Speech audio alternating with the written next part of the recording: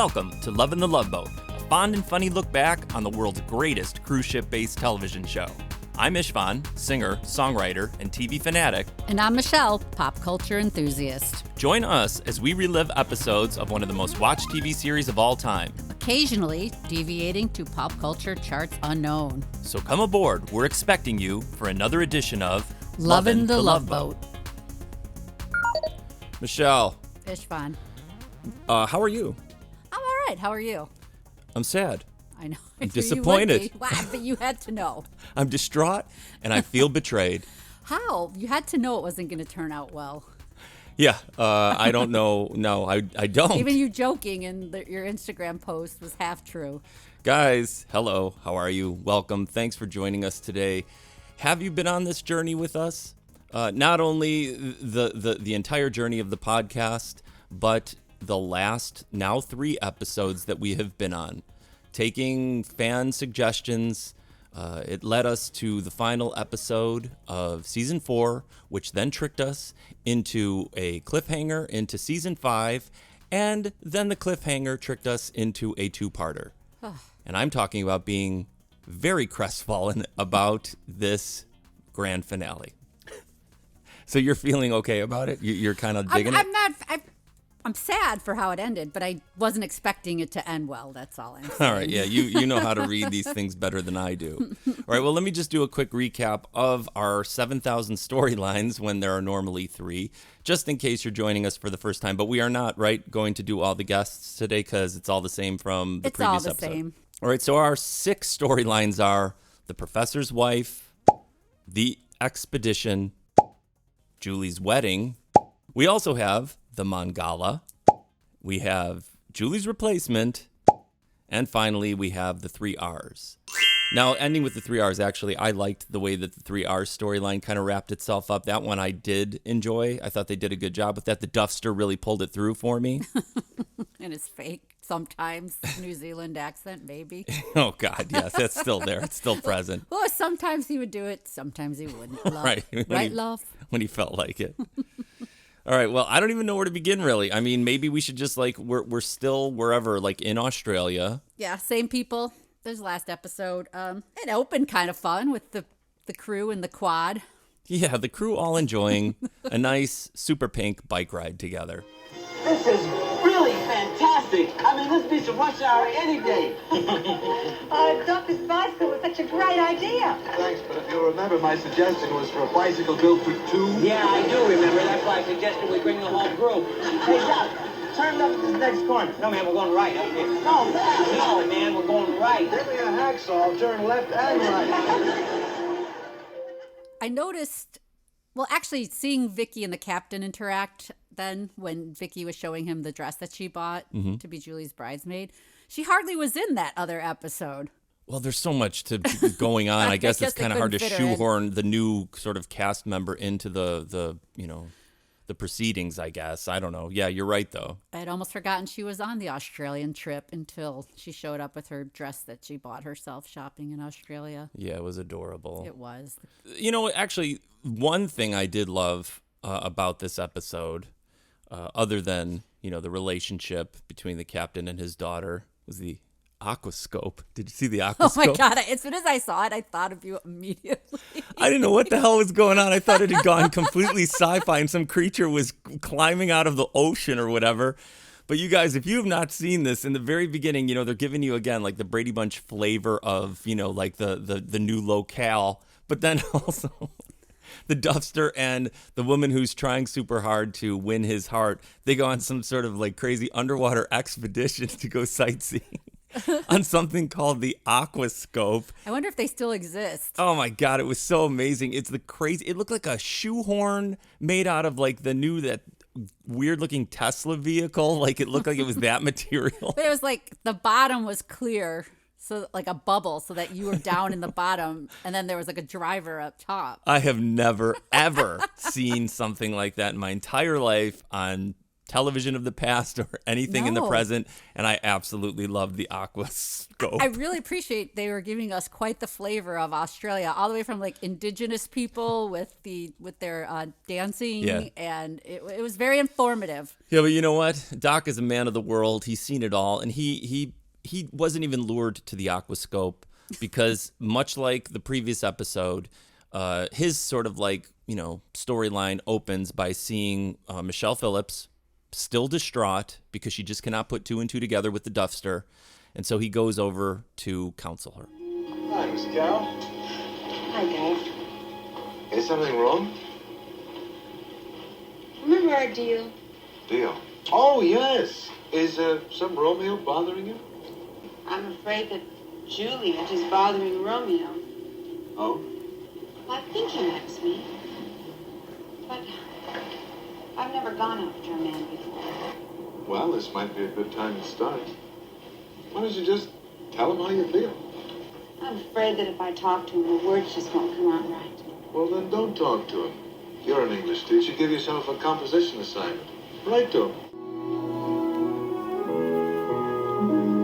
My dearest Ralph, I know my actions may belie this. I think I love you very much. Please come to my cabin this evening. I have so much to tell. Now, Michelle, we just experienced at least a saving grace of this episode, and one of my favorite things, I don't know on a scale of 1 to 10 what you make of people with their reverbed voices in a voiceover studio reading the letter that they either have written or someone has written to them. And Michelle Phillips does it right then and there on the spot, and I completely loved it, even though this episode has maybe devastated me more than any episode that we have watched thus far, because I was on a super high from the last one, enjoying every single thing that they were doing, and then they led me straight off of an Australian cliff. Ishvan, Yes. I have something for you. A letter. What does it say? Dear Ishvan, I know this episode left you distraught, but do know this. It's the Love Boat, and everyone will bounce back by the next time they set sail. Especially since I took a sneak peek and I saw that next episode features the lovely and delightful Carol Channing. So hang in there. Sincerely, Michelle. Wow. Thank you, Michelle. It really puts everything into perspective. I feel better. See, I like this whole thing. I like the whole storyline of this one, the 3 R's or whatever, because, then it gets delivered. And because the Duffster can't read, he hands it to our soap opera villain, basically, at this point, right? Yes. And she is underhanded. Hi, I'm back. I might have to go blind trying to read this handwriting. Do you mind? Oh, sure.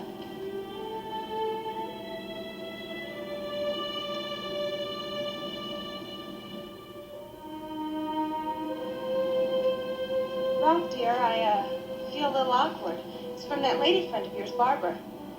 Barbara. It's okay. Well, Ralph, I hate to be the bearer of bad tidings, but she says she never wants to see you again.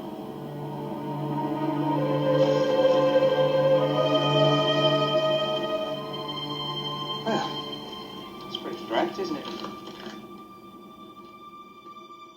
See, I thought that was cool. As far as like story writing. Yeah, and she quickly realized he couldn't read, so she quickly took it and used it to her advantage. Did she know? I don't think she knew that he couldn't Oh, read. that's true.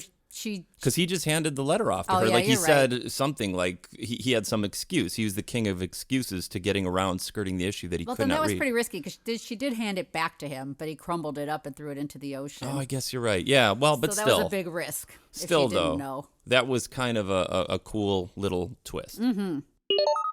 You know what's funny, Michelle? Can you imagine, like, Mona, right? Mm-hmm. Vivian on this show. She is so good to go as far as, like, lying about this discovery. And she's already spent money that she hasn't even received yet from the millions that they're going to get from showing. Where do you show some missing link? In you the take them on 80s. tour? I don't know. Are they going to a circus tent? Like, where do you Maybe show? the mall, like Tiffany. You just kind of take them around to the mall, and then You get put to 'em take in your the middle. picture with Yeah. Mangala for like $10 or something like that. Well, she's happy as can be, and she doesn't get much time to be excited, correct? Correct, because breaks that little money bubble she was counting on. Because he finally did some investigating and discovered, that the Mangala was a fake. Milo, darling. Hello. I am in such a good mood today. I bought myself a brand new wristwatch. What do you think? Vivian. Now, don't spoil it for me, Milo, please. Anyway, if I'm going to be the wife of a millionaire, I have to fit the part. If you're going to be the wife of a millionaire, you're going to have to find another husband. What do you say? He's a fake, Vivian. It's all a hoax. He's got a smallpox vaccination. You're not making sense. I just examined our discovery, the Mangala, the missing link. He's got a vaccination mark on his left arm. It's barely visible, but it's there. You're positive? Vivian, I know you're not impressed with my academic standing, but I know a vaccination mark when I see one. What did Donna have to say when you told him about it? I didn't tell him. I felt like such a jackass, I didn't say anything. Good. You're not going to. Look, if the eminent Professor Milo Engler and his brilliant research team can be fooled, then so can thousands of ordinary people. At least long enough for us to make a small fortune. You want me to go ahead with this? Yes, I do. Vivian, you realize what you're saying? Yes. Milo, I'm saying that if you're going to throw away this opportunity for us, after years of living on your meager salary, you'll be living alone. I mean it, Milo. I mean it. I mean, it was odd that it took an examination for him to discover that he was a fake, because you clearly tell he was a fake from the beginning. Let me ask you a question, and I don't mean to be gross or scatological, but where does the Mangala poop? That's what I was wondering. Like, where He's in a cage. did Jose Ferrer come down and let him out? Yeah, do you have to walk to use the bathroom? I need to walk the Mangala. Like, he's in a cage with hay, so does it mean that he has to handcuffed on his feet and his wrists. Where does he go to the bathroom? That is what I'm more concerned with. And I it's guess just, in the hay pile. oh my God, No, they had disgusting. to, right? He probably let him out. No. He I put have that no idea. suit on and then mingled in with the passengers and went to my the God. bathroom. I have no idea. But yeah, he discovered his little vaccination mark. And he wanted to expose, as any good professor should, the fraud. Yeah. But I like this so far of this storyline. I kind of like this too, because they didn't waste any time. They kind of jumped. I didn't expect him to just like spill the beans on this, figure it out. So that was still kind of cool. And her just like wanting all in on this to not let the Mangala out of the bag. I thought that was a really mean, terrible move on her. Yeah, she really was. Like threatening to leave him if I know. he exposed the truth. I know. Hey, Ishwan. Yes. Did you know the eyes are the mirror to the soul? I do know that now, thanks to Donna Dixon. And her actually, honest to goodness, right? Falling in love with a caveman. Yeah, but I said that last episode. But I didn't believe it. I was incredulous because how do you fall in love with a caveman? I don't know. How did, I can't think of her name right now, fall in love with King Kong, or King Kong fell in love with her. It's like a storyline that happens. You know, he's wounded. Oh, God. And he's a caveman, but I'm a caveman. That doesn't make any he's not sense. a caveman. He's the missing link. Oh, my God. But she was like nursing his wounds and bringing him food, and his eyes. It was all in the eyes, and she fell in love with him. Well, that's the thing. She's back with her little samples of fruit for the Mangala, and she goes to that smelly cage, and she has like a heartfelt little speech with him. I just brought you something to eat. Here.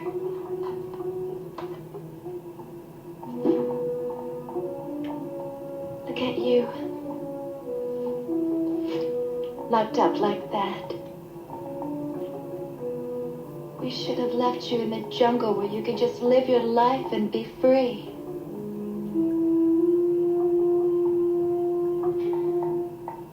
I'm sorry.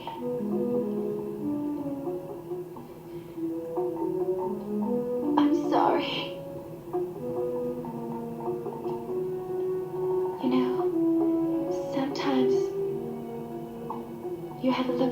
eyes, like inside you, there's something gentle. They say the eyes are the mirrors of the soul, don't they?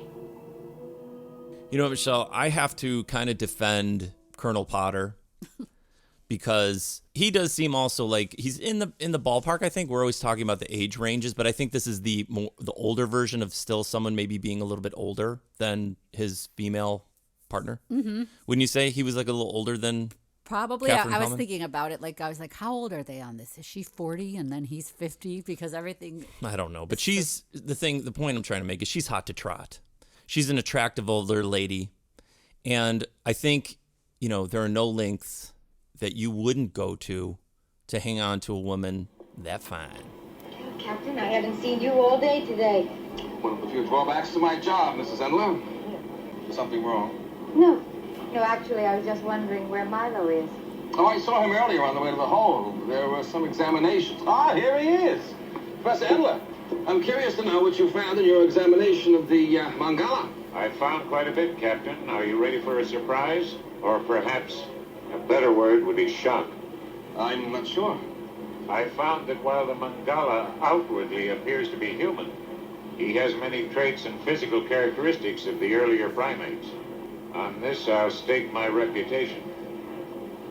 We have found the missing link. Congratulations. So he just basically, he said, I'll stake my reputation on this. Like he's literally going to chance, you know, his reputation to go along with this thing just to hang on to his wife. Now that's disappointing. Were you disappointed? I was. You didn't find that disappointed in wonderful? him. Like, wow, No. what a guy devoted to his wife? No.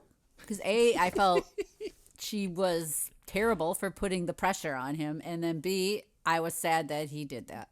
Yeah, I don't know. This is what I'm saying. This episode, now I was still down with this to this point as far as like what was going on and being drawn into the story and stuff like that. But it didn't take long for my disappointment to come to the fore because Jose Ferrer named one of my favorite names of one of the characters, Deke Donner. He is a jerk, and he has a little heart-to-heart chat with the Mangala, who has now had second thoughts on this entire scam that they're involved in, and he doesn't want to do it anymore because he thinks, like they're nice people or something? Isn't He's that what? falling in love with the girl. Back. Well, that I can understand. Donna Dixon's hot. She's so pretty, I love and she's her very long nice. stares into the camera. Oh my God! So do I. I mean, she's like, it's like you get lost in her stares. In her lip gloss. Yeah, she's so 80s pretty. It's unreal. But it's like, yeah, he goes in and he's asking to just he's not asking for a bathroom break. He's just asking for his cuffs to be loosened up. And he escapes. So, how's the world's most prized possession tonight? Listen, Donna, let's call this thing off. I can't get through with it. Now, don't lose your nerve, son. It won't be long before we're both rich. I don't care about the money anymore. I hate myself for deceiving these people. I know. Immoral, ain't it? Yes, it is. And there's Jill. Well, you can forget about her. She's not going to be able to help you when you're in prison. What do you mean? I'm not a fool, lad. You blow this deal, the police are going to find out all about the money you embezzled back in Sydney. No, look, you embezzled that money. I had nothing to do with it. Yeah, well, somehow I don't think they're going to believe you, not after they find the incriminating evidence I carefully hid in your apartment. Few bills here and there, key to the cash box, your fingerprints on it. All right. You win. We'll play it your way. Look, can you do me a favor? Can you loosen these up for a few minutes? They're cutting off my circulation. Oh, all right. Just for a minute. Wouldn't want you to get too spoiled. That was some like 1980s drama there, because Jose Ferrer pulls out the gun and they're running on the ship chasing him. There's no other passengers around while this is happening. No, this is what's insane, you guys, because if you have not seen this, so he does the classic, like, clobber him over the head with his two hands, and then he's running, like, he is running fast. This guy's fast. The Mangala is super fast. He's barefoot. Oh, my gosh, yeah. He's like the wind. And so he's running across the deck. Yeah, no one sees it, right? And then he rips off his Mangala wig, and then what does he do? Jumps overboard. This is where I got mad. Me too. Because you can't survive. You can't swim to shore when you're in the middle of wherever. And even like, I know that maybe it's not the height of that, but even if those are high up. And when you hit the water from a certain height, you could go unconscious from that. It's not like just, like I dove into a pool. Water becomes like concrete at a certain height, right? Right. So the whole thing is so implausible. Yeah, it's just like dropping the ball. It's just like, to me, I was disappointed. I was super disappointed. And then they were all just nonchalant about it. There was $1 million. Yeah, he wasn't like completely freaked out. Yeah, $1 million shark food is what he said. And then the captain didn't care later when they were talking about it. Like, oh, well, just a missing link jumped overboard. We're not going to radio for somebody to look for the body or anything. Because like you said, like no one's upset that there's like this caveman wild person on the ship, which wasn't part of the original plan. And then that they're so lax in what they're doing that he escaped during it and then jumped overboard. That is all insanity. Well, what do you think he did? What? To survive. I have no idea. He grabbed onto like a anchor in the back and just dragged himself to shore. I don't know. He had no clothes on, so maybe hypothermia. Like this is where I got like you, where I'm super literal. Like none of this could actually work, and I was just so like, oh no. It was too. The least I could have done is just had him hide in like a boat and then like change into a suit or knock out like somebody that worked on the ship and then put on a disguise. Oh, God. I don't know. The whole thing was, I know it's television, but this was extra upsetting. But Michelle, we're not done with this storyline at all. Because sad Harry Morgan is just walking away one day down the stairs. Like with every intention to just walk away from his marriage. Why? Because his wife prefers money over him. Yeah, and he thinks like, well, I'm not going to be a millionaire now because the Mangala has just jumped over the side of the ship, so she's going to leave me. But, twistaroo, Mona has had a change of heart. Milo, wait.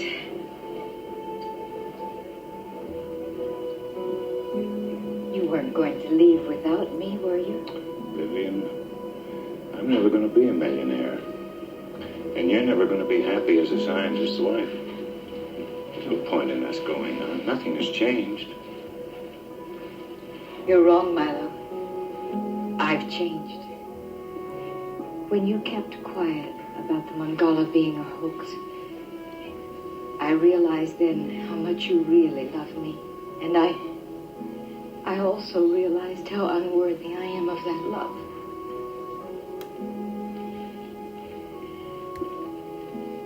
I made the most decent, honorable man I know compromise himself. Do you think you could find a way to forgive me? Forgive you?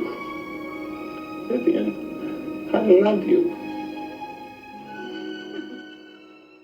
How good was his acting? He was great. He was crying. No, it just made me realize, like, Harry Morgan, he was a really good actor because I believed every bit of it. It was really, really authentic to where he was. Oh, my God, it was awesome. I agree with you. He was great. But what do you think about the whole thing? Do you think now he's back with her, like it's just okay? She was ready to break the law. She was ready, you know? And that whole thing, too, was just kind of weird as well. Because after all that, he was just like, oh, thank goodness you're staying with me.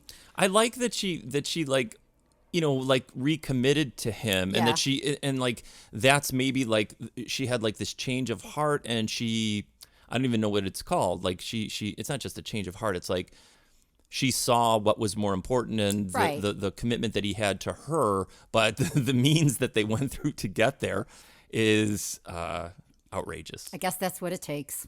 I guess so. But Michelle, we're still not done with this storyline. Nope.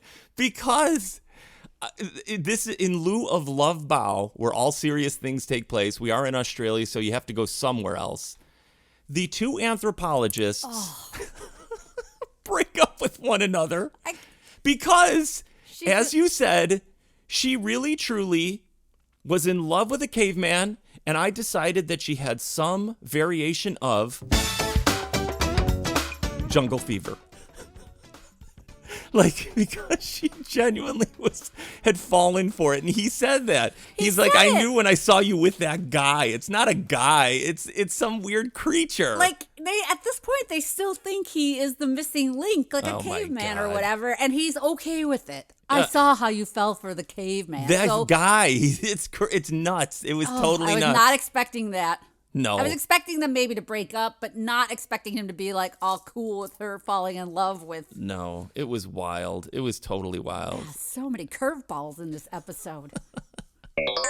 So before we are allowed to completely put this storyline in some deep, dark, primitive recesses of our memory, the beautiful Donna Dixon, she's on her way to wherever, going home, and she is confronted by a dashing stranger. Whose head was exactly the same length. Like, he had a really narrow head. I didn't notice that. No, like his jaw. No. It was just like a straight. Go back and look at it. It was all the same width from like the top of his head all the way down to his chin. But I was going to ask you, this is the Mangala, right? Like, yes, it is the this Mangala. guy, right? It wasn't like, because they talk about the eyes. Oh my God! So the Mangala gives her a ride in a cab. Hey, why don't you let me help you with it? Oh, thank you. It is kind of heavy. It is, isn't it? Is anything wrong? Oh, no, it just... Have we ever met before? Have you spent much time in Sydney? Not really. And I guess we couldn't have met, could we? I guess not. It's just... There's something about your eyes. My eyes. They say the eyes are the mirrors of the soul, don't they? What? Well, that's an expression. The eyes are the mirrors of the soul. Yes. Heard that before. May I give you a lift?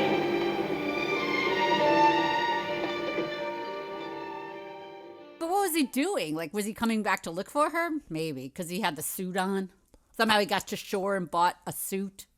Yeah, because he was going to be set up. I don't even know if we covered that. Like Jose Ferrer, I think we did, was like setting up like some sort of like, what is it called when you set somebody up? That's not blackmail. It's like. Well, he was just setting him up to take the fall for the embezzlement. That he was doing himself. So it's just like blackmailing him. Because that's the thing. Like Ferrer gets arrested at some point. Like maybe he swam to shore. I think he swam to shore with the strength of love and revenge, and then he goes to shore, buys some new clothes, duty free somewhere. I don't know what he does in Australia, and then he turned in Jose Ferrer, and then made sure that he got back in time for when they departed the ship to make sure that he would, accidentally encounter this new love of his life, who conveniently broke up with her boyfriend who was waiting around for 3 years, 2 months, or whatever it was. I thought it was pretty slick of him to use the mirrors quote back at her. Totally throw her for a loop. Oh, my God. It was absolutely deranged. Hey, Ishvan. Yeah. Someday I'd like to go to Australia and just take photographs. Well, I agree with you. I know you're leading me into the best part of this Love Boat episode, and I appreciate that. But I would love to go to Australia. And I'd like to just go see if they've got a statue of Bon Scott from AC/DC, because that would make me happy. Try to find out where Angus Young lives or something like that. I love Australia, and I love Australian rock and roll. And don't forget the Bee Gees. Oh my gosh, there's so much. And I would like to as well.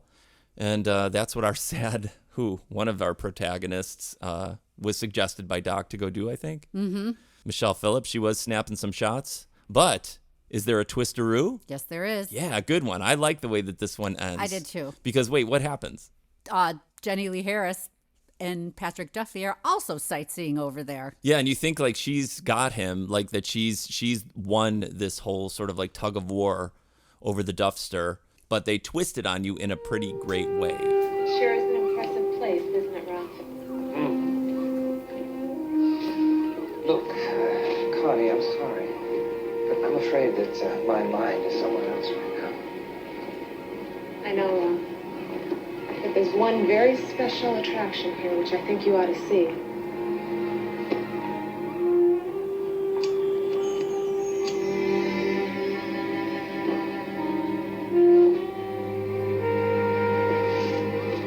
Oh, love? Ralph. Well, I'm glad to see some shipboard romances last. Yes. Some do. Let's hope that it's yours and Ralph's. You both deserve it. I don't understand. I better let Ralph explain. You don't have a very good reputation as an interpreter. Good luck. I looked all over for you, but you'd already gone. I didn't think you cared. I do, Barbara. Very much. But when Connie read me your note, saying you never wanted to see me again, I didn't write that. Connie read you my note? Yes. Somebody had to. I don't know how to read. I left school when I was a lad to help support my family. When the ranch began to pay for itself, I tried to go back. I was so much older than the other chaps. I was embarrassed. It was hard. No teacher could give me the extra time I needed, so I quit. I've never been back. The glasses you always forgot. The menu you pretended to read. Tricks. They're all tricks. I was ashamed to tell anyone, least of all you. I love you, Barbara.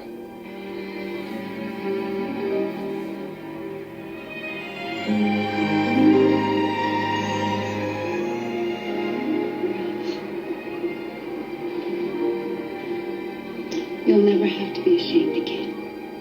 Because I know a teacher who's willing to spend all the time in the world with you.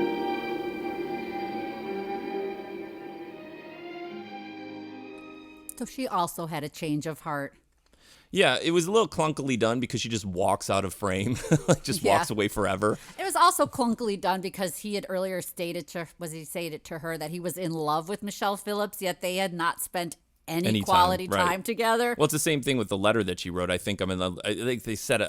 I think I'm in love with you, but it's like, yeah, they really had not, other than bad encounters, basically. So that was a bigger stretch for the Love Boat than normal. But I also still don't understand because, like I said in the beginning, the way that she had targeted the Duster is like as if she knew him or whatever. And you said that she had just overheard that he like owned a ranch. Yes, and maybe because she he's did. handsome and it's like, well, that's the guy I'm going for. Exactly. And she figured he had money because he owned a ranch.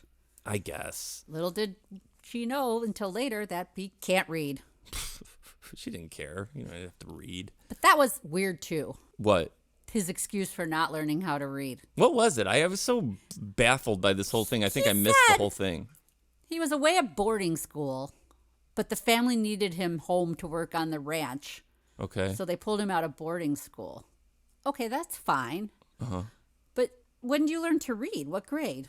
First. So they pulled him out of boarding school at first grade to go work on a ranch? Yeah, get out on the ranch and work. Nobody thought to teach him how to read during the process? No. A young little, 7-year-old working on the ranch? No, because your only friends are like sheep and cows and the thresher or whatever. And then he said he tried to go back to school, but he was much older than everybody else. And he said his stupid. mates, he couldn't even get mates like to even sound like remotely New Zealandy. No, he said love at some point too, and it didn't come out right. Oh my gosh, he was the worst at accents. It's like you could get away with so much back then. But I did like this whole twist. I did like the fact that the woman, she did have a change of heart and that she saw that those two were meant to be with one another. And she did sort of the gracious thing, which would be tough to do when you're losing someone as wonderful as Patrick. What was it? Well, who was he on that show that you would watch? I remember those shows. What was it? Knots Landing or whatever? No, Dallas. Who was he? Oh, wait. He was... Was he a Ewing? He was a Ewing. There was that whole thing where he was shot. He was? Yeah. I thought JR, wasn't JR shot? Wasn't that a famous thing forever? But there was a famous scene, though, where he was dead. They had thought he was dead. Maybe it was I was a kid, so I don't really remember. But I remember my mom had all her friends over. And there's that famous episode where I think it was Pamela Ewing, his wife, opens the shower, and he's in there alive. Was that like a shocker? It was a shocker. Because he was supposed to be dead. He was supposed to be dead. I miss those times so much. It's so stupid and he fun. was Bobby Ewing. Bobby Ewing, that's right. Bobby Ewing. Oh, I remember the names for sure. I never watched one episode of those shows. I forgot how he died. Yeah, but you're right. Who Shot JR was the big deal of that whole show. But that was a big deal too, because I have to kind of go back and see it because I can't remember. If anybody out there, let me know how he was dead and then why he came back. It was a big deal too. Hey, Michelle, I hate to do this to you because I get upset when you do this to me and you bring up things that are unrelated or way other. What do you think about Isaac buying the Brady Bunch silver platter bowl for Julie for her wedding? ridiculous. It's so weird. Well, I'm like, What do you do with that bowl, man? What happens with that bowl? Is it a punch bowl? The only thing I could think of I thought you'd know. No. I was like, what do you do with a giant bowl? The only thing I could think of was like a punch bowl. Can you admit, what would you do if you opened the, oh, thank you for the bowl. Wow. It had to be a punch bowl because punch was big back in the 80s. Every party had punch. Sorry, you guys. It's a weird deviation from the beginning. Not a deviation because it kind of gets us into the final storyline that is upsetting wait, how? so Please much. segue us into it. How? Well, because they are showing the gift that Isaac picked out with everybody's name inscribed except for his own name. And they're going to bring it to the sanctuary for the wedding. Yeah, and then the crew all meets up with a very, very, for the time being, happy Julie.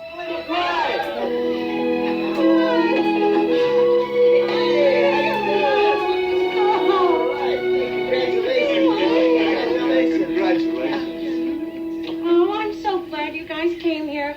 In a couple of years, when everybody asks you whatever happened to Julie McCoy, you be sure and tell them about all. I'm sure you're going to love your new life here, Julie.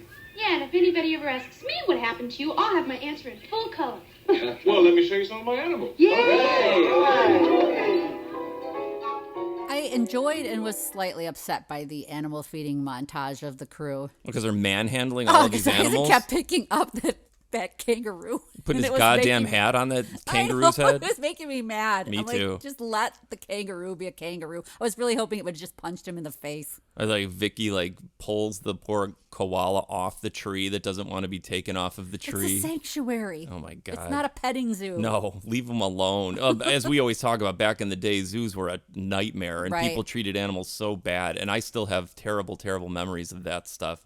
And it's like, I guess it was no different down in Australia. So then they're talking and then I thought this was also strange to throw in the final dagger into Julie. Is like all of a sudden her husband to be his alarm goes off.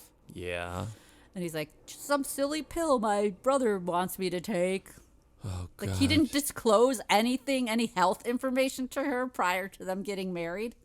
Well, we haven't dropped the bomb yet, but I'm sure everybody is aware of what's about to happen. But hey, first, everyone loves a wedding, right? Except for me.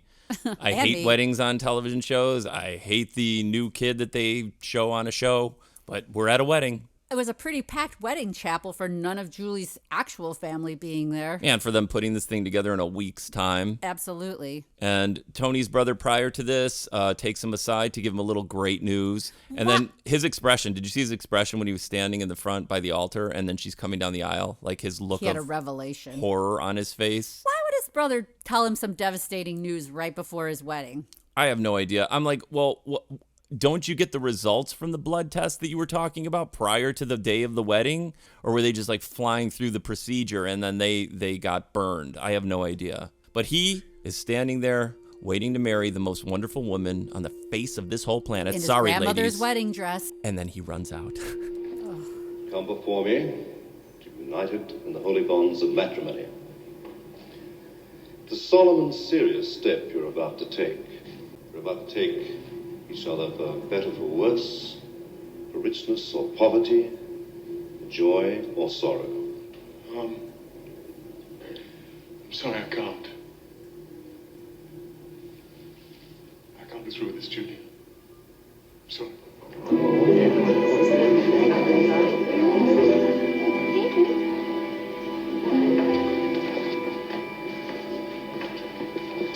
Leave me alone, David. Would you say like something like he can't do this to her or something? But I don't know what he said. He was distraught, and normally women run out of a wedding, right? Wasn't that traditionally how it would go? yeah, maybe? but he got scared during the for better or for worse and sickness, and, in and health, health, and then right. he took off. Ugh. He did it out of love. Well, as you said, like the Donald, Julie and the captain can never find love. No. They're just not allowed. It just never works out for them. It's really upsetting. Yeah, and so slam bangaroo, they're already like heading back to the States, and the crew is like consoling Julie like on the plane, and then the captain saunters up with, you guys, they have ruined one of my favorite things. What? There's another letter. There's another letter, and you better believe that it gets read. in Tony's eerie, very, very eerie, ethereal voice. And we at least know for certain, in some respects, why he had to leave. My darling Julie, as I've told you, my brother David was always the serious one in the family. I remember telling you that when, as a child, I wanted to go out and play, David would always insist I did my lessons. Well, my love, David is becoming more of a drudge than ever. When I wanted to go and marry the most wonderful woman in the world, David threw a damper on it, telling me that I'm dying. And there's not a damn thing that can be done about it. I wanted to go through with the ceremony anyway because I love you so much. But I suddenly loved you even more. So I ran away. I'm still running, Julie. So please, don't try to find me. Instead, always be the Julie that I fell deeply in love with. Lovely and full of life. Goodbye, my darling. I've gone to do my lessons.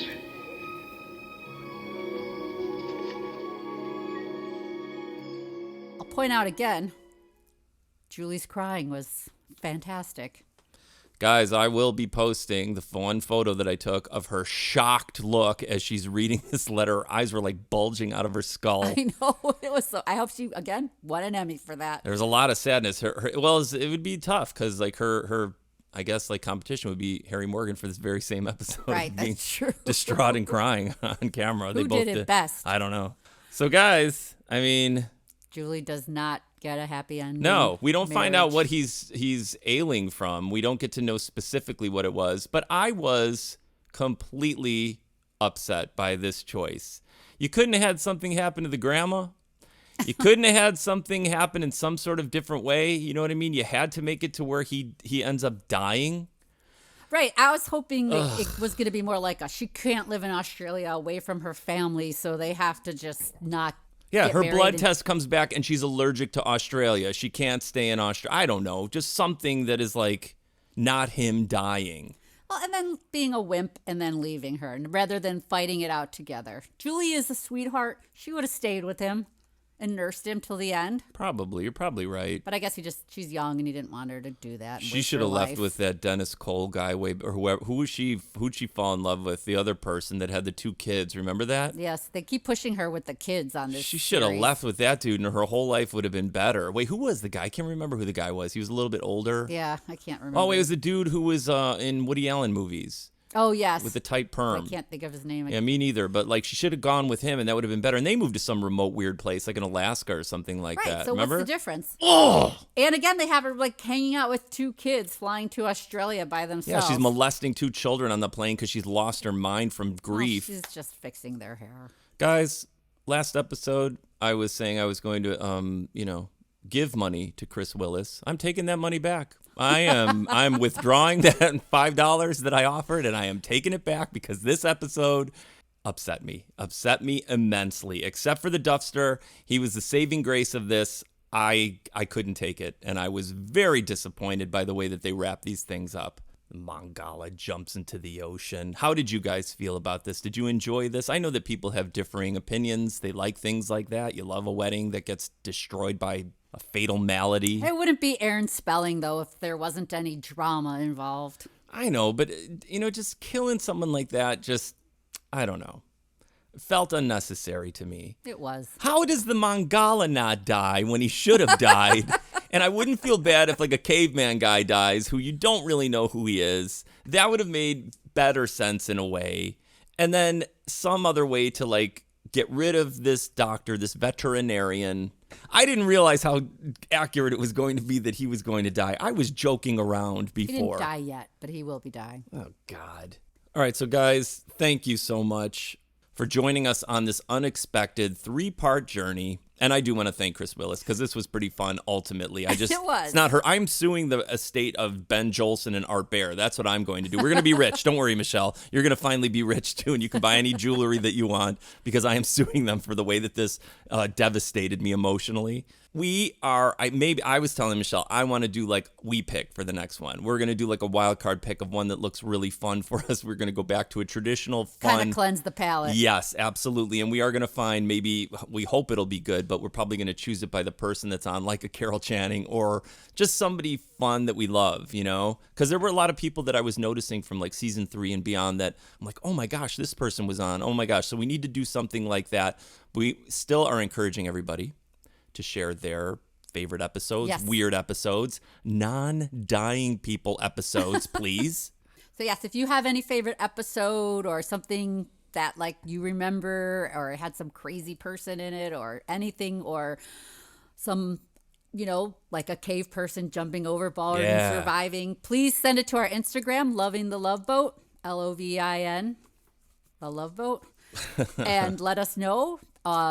Let us know how you felt about this episode. We appreciate everybody's comments and thoughts on this. Yes, and now to help me from my mental distress, we do still in our links have, I think, at least a Venmo or a GoFundMe.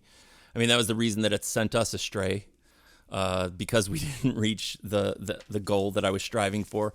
And we would love it to show your support. I'm going to try and make that a little more present to see if people want to give a little something along the way so we can continue doing this. Please check that out. And if you have, scammed the world with some sort of fake discovery and you're rolling in dough, make sure that you contribute a little something to the Lovin The Loveboat show. Yeah, so we're going to try and find like a really, really fun, absurd, over-the-top, funny episode for our next one. Don't know exactly when that's going to be. I'm about to head into 4 shows back-to-back, which I hope I survive. I hope I don't jump over the edge of a ship. And so it might be another week or so before we get this up, but hopefully it's not going to be too long of a wait until we do. But until then, I am Ishvan. And I'm Michelle. Captain Stubing, please come to the bridge. And we are Lovin' the Loveboat.